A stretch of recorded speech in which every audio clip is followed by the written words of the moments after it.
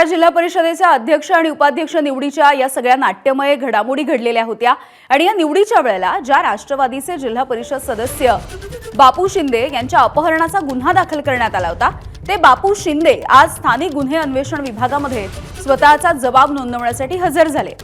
या बापू शिंदेंच्या अपहरणाच्या प्रकरणामध्ये निवडणुकीच्या दिवशी सातारा पोलिसांनी राष्ट्रवादीच्या अनिल देसाई आणि संदीप मांडवे या दोन सदस्यांना ताब्यात घेतलं होतं, पण आपलं अपहरण झालंच नाही असा जबाब शिंदेंनी नोंदवला। त्यांच्या जबाबाच्या नंतर आता पोलिसांच्या अडचणी वाढतायत।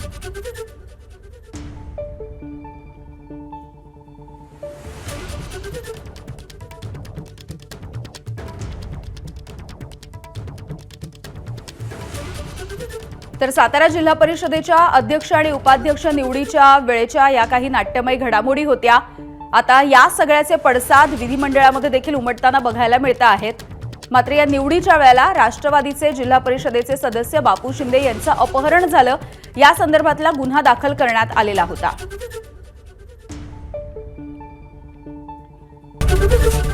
एबीपी माझा, उघडा डोळे बघा नीट।